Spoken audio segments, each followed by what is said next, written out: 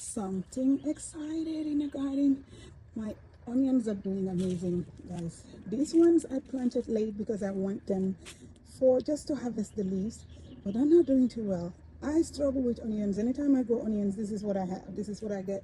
But this year, guys, the onions are doing amazing. They're not big as usual, but at least I have onions. At least I have onions. I have a lot over there, which I'll show you guys later, but this is the one I'm excited about. This is the onion that was here.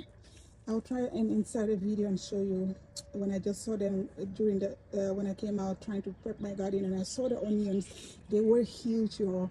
And like I said, I left them here. I forgot them here. I did not plant this year. It was here. It was a onion that was forgotten last year, and it came back by itself and it's looking amazing, guys. Let me just pull this one out, the first one. Guys, look at that.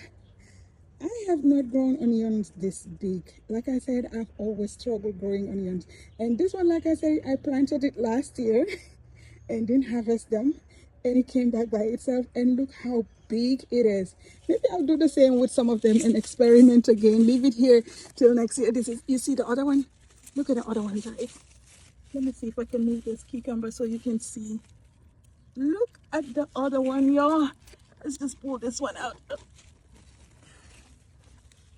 Look at this, y'all.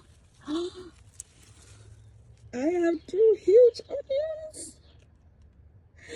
I can't complain. I know for some people they will think that this is not big of an onion, but for me, I am super excited that I can grow onion this big. I've never.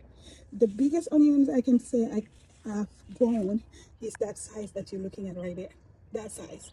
That was my biggest onion. And this year I have this cute big one and this two huge one. I can't complain at all. So this is telling me that I'm doing something good. So next year maybe I'll do the same or figure out how I can grow them bigger, or maybe try this experiment again. Just plant some onions in December and leave them in the ground. And we are in May, almost end of May, and I'm harvesting onions. Can you believe that? This were put in here in February. They were put in here, I think end of February, almost early March. I have to check the video because I have it on my channel. But guys, I cannot complain. All of these onions are ready to be harvested. As you can see, it's stressing out, and this one is